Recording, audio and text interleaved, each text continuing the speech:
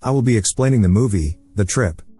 The movie opens up when Lars finishes up a scene from a TV soap opera he's directing. As they take a break, he discusses with his lead actress about his planned trip to the cabin with his wife Lisa. He gives her a positive update on their relationship as it was not in the good place months prior. The actress tries to move their conversation back to work, but Lars expresses his worry that Lisa wants to go hiking alone when they go on the trip and comments on how dangerous it could be. After the shoot, he makes a call while driving to a man confirming some arrangements they have made. Lars pays his dad a quick visit at the care home. The old man asks his son how things are with his wife. He alerts him of the planned trip to the cabin to try and rekindle their relationship. He also makes the same comment of how dangerous Lisa's decision to do a solo hiking is. His dad just brushed over it and comments on how he designed and built the cabin himself facing those picturesque views. The old-timer starts scolding his son's generation for not appreciating the little things in life. He believes that a war would make men out of a generation of weak males. As they discuss, the news channel reports on the escape of 3 convicts from a prison, but they pay no attention to it. Before his son leaves, his dad wishes he died in the war instead of living this miserable life. Lars then makes his way to the local hardware store where he buys a saw, hammer, and duct tape before heading home. This mofo about to DIY a body. Upon his arrival, he is greeted by one of his wife's friends who wishes him a happy hunting to his confusion. He opens the boot and hides his store purchases in the spare tire compartment just before Lisa comes out with some things. The couple greet each other, but Lisa complains about him parking too close to the fence. As they drive through the beautiful mountains, the two have a discussion regarding Lisa's recent acting audition, but it turns into an argument when they start making sly comments about each other's declining careers and their current financial problems. The couple laugh it off just as they arrive at the cabin. Lars enters the pin for the alarm, but it doesn't work, so he just opens the door for them to enter. While inside, the couple begin to unpack and make themselves comfortable. Lars notices some cornflakes on the floor but thinks nothing of it. He makes his way into the basement where he turns on the boiler and checks the guns to make sure they are intact. Later that night, the couple make a nice steak dinner together, but Lars is too squeamish about touching the raw meat, so his wife just grabs it and puts it in the pan, a little frustrated. They sit on the deck overlooking the lake to eat their meal. Lars asks for his wife's opinion about the food before their tense conversation turns to Lisa's screenplay. She's writing with a fellow student at her acting class called Diego.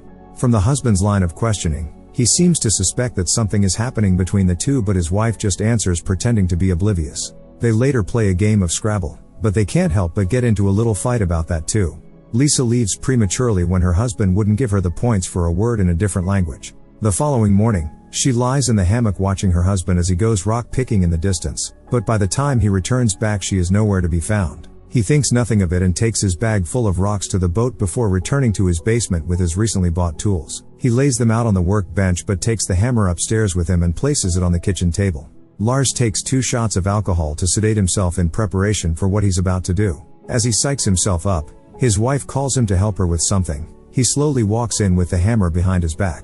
Lars enters the room to find Lisa's back turned to him. As he inches closer to attack, she suddenly turns around and tasers him before he can hit her. Shortly after, he regains consciousness to his hands duct taped around a chair. Lisa sits opposite him, oddly calm, sipping on a cup of hot cocoa. She shows him the hammer and proceeds to question him on what he was planning to do with it. He tells a blatant lie, answering that he was going to fix their roof. He tries to flip the script, asking her why she zapped him. Lisa doesn't buy that for a second, so she brings out the other items. Lars eventually comes clean that he wanted to kill her when she brings a shotgun to the table. Lisa laughs at his dumb plan when she finds out that he was going to dispose of her body by dissecting her with the saw because he can't even hold a raw steak. Things get a bit serious when he alerts her that his motive for wanting to murder her was because she was cheating on him with Diego. Lisa points out that he has not been satisfying her in bed, so what did he expect? He's shocked when she reveals that her plan to kill him was a lot more thought out. It was going to be an accidental shooting. She already planted her alibi into her friend's mind earlier by telling her that Lars insisted they go hunting even though everyone knows that she doesn't like guns. The narrative would have been that while out on their hunt, she tripped and shot him in the back of the head. She explains that her motive is that he has failed her as a provider, protector, and lover. They are drowning in debt because of his gambling addiction. All he has done is tell her lies. After they have a heated exchange, she orders him to get up so that she can kill him outside and hits him with the gun when he refuses. Luckily for him, their handyman and his co-conspirator Victor sneaks up behind and knocks her out with a shovel. She now wakes up tied up in the basement with Victor pointing the gun at her on some Uno reverse behavior. The handyman is not the sharpest guy, so he confesses that his job was to dissect her after Lars sends her to the afterlife. As the couple continue to talk, Lars figures out that she wants to kill him because of the life insurance. Motor Mouth Victor reveals that it's the same reason he and Lars want to kill her. He even talks about how he gets half of the claim, which is 500,000. Lars is unable to stop her in time as she alerts the handyman that it's actually 3 million. He gags her while requesting the hammer to finish the job, but Victor points the gun at him instead as he wants to hear what she has to say. Lisa offers him half of the 3 million to kill her husband. Lars counters by offering 2 million for him to stay loyal. The auction comes to an end when she just offers him all the money to kill him. This confuses the handyman, allowing Lars to reach for the gun. During the commotion, Lisa manages to free herself while they wrestle for it. Lars ends up shooting Victor's fingers off, causing him to run around the house in pain. The couple get confused about what they should do. The husband misinterprets his wife's command to stop the bleeding, so he shoots their handyman dead. Lars quickly turns the gun on his wife, which erupts into a brawl between the two. She stabs his feet, allowing her to get hold of the gun to reload it. Lisa makes her way upstairs where they continue to fight for the weapon. It accidentally fires, hitting the ceiling. A man's scream can be heard from the attic. Soon after, it cracks and 3 men fall down on top of the couple, knocking them out. 3 days earlier, the escaped convicts stumbled across their cabin while on the run. Roy hacked into their security system layman style before picking the locks to the place. That explains why the machine was not working. The trio made themselves comfortable as they look around the place. Roy notices their wedding pictures and spits on it. Soon after, they spot the couple coming, so they decided to hide inside the attic. They wanted to wait patiently to find the right time to leave. While they were in there perving on the couple, Roy dropped a number 2 after eating some wild berries when they were on the run. The following day, they heard and watched as the couple tried to kill each other. The stray gunshot actually hit Roy in the rear end. His jumping in pain is what caused the ceiling to fall. Back to the present, Peter wakes the couple up by pouring a beer on them. The trio munch on a steak sandwich as the husband and wife wonder what's going on. Dave recognizes Lisa from an advert she did some time back. Sadly, it's her only claim to fame. Peter uses their driver's license to ID the two before trying to understand the situation. He explains that they have broken out of jail and need money. While the couple was unconscious, they managed to find some money, but they need more. Lisa alerts them that they have 2,000 in the office, which makes Peter happy. Dave is too eager and starts to undo his pants. Lisa starts to plead, but her husband only makes a smart comment about her getting satisfied now. But ironically, Dave swings the other way, so they grab Lars, ready to take his other virginity as he fights and pleads. Peter makes him lick his shoe while scaring him with tales of the size of Dave's manhood. His wife can only look away as her husband has been humiliated. Lars begs for his life, but it's not good enough, so Peter unleashes Dave on him again. Lisa can't bear to see her husband being run through, so she makes a deal to give them all the money in her savings in exchange for her husband's ass and her safety. Peter can't help but accept the deal. Later in the night, Dave tends to Roy's butt injury while their boss watches TV. Meanwhile, the couple have been tied up on separate posts. Lisa tries to apologize to her husband for everything and wonders how they ended up in this state when they were so in love. She gets a bit frustrated when Lars doesn't answer, so she goes to sleep. He, on the other hand, gets busy and starts to kick some of the pool balls towards himself.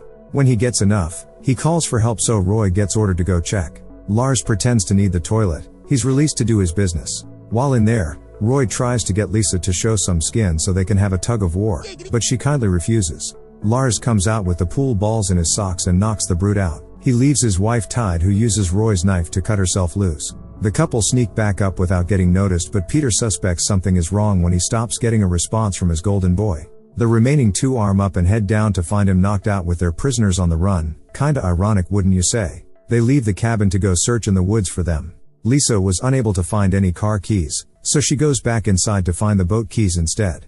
Unfortunately for her, Roy's flashlight stops working, so he heads back inside to change it, but he finds Lisa in the kitchen. She acts like she wants to be with him while her husband sneaks up with a knife. Lars slices him on the chest, which makes Roy drop the gun, causing it to fire. The sound alerts the other two, who start to rush back. The couple tag team and kill him before his comrade gets back. Dave is hit hard by the loss. As the couple hide inside their room's wardrobe, Lars decides to pick the worst possible time to respond to her earlier apology by blaming himself for their current situation. Peter enters the room and knows where they are. Lars instructs his wife to run for the boat while he begins to rush the boss. The two cause a misfire of the gun, which brings the ceiling down again. Unfortunately for Peter, Roy's poo falls on his face. Meanwhile, his wife runs into Dave at the front door as she tries to escape.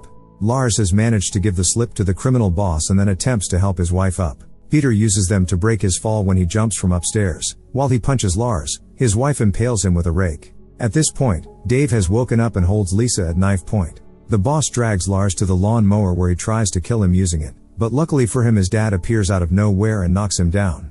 A neighbor noticed that something strange was happening at the cabin the previous night, so they decided to call him. The old-timer stole the car from one of the care staff to check things out. He expertly wields the gun and shoots Dave's legs, forcing him to let go of Lisa. Before he can finish complaining about the mess they have caused, Peter stabs him in the back, but the old man is built different, so he bites the criminal's nose in retaliation. Lisa pushes Lars into the car as he calls to his dad. While they drive off, the convict drags the old man to the lawn mower and places him on it. He then shoots the car, causing it to crash before asking Dave to get inside to patch himself whilst he takes care of business. Lars asks his wife to get to the boat while he goes to face the two. He breaks Dave's injured legs before shooting him in the family jewels. She makes her way to the boat, but there is no fuel. Peter attacks and kidnaps her on the boat, leaving his partner for dead, as he still wants the money. Meanwhile, alpha male pensioner pulls himself off the lawn mower and crawls to his hammock, where he dies with his son besides him looking at the view. Lars manages to get on boat by swimming. The couple put up their last fight as they manage to beat Peter by throwing him overboard with the rocks. The rope catches Lars' legs and sends him overboard too, but his wife saves him. The police later arrive, and as the two survivors they lie about the events. The couple milk it as they find themselves on various late-night talk shows. They cash in on their ordeal and sell the story, which is made as a movie. Lisa stars in it while Lars directs the movie. He makes a few changes to the story to make them look better. The couple look at each other and smile as they know the truth.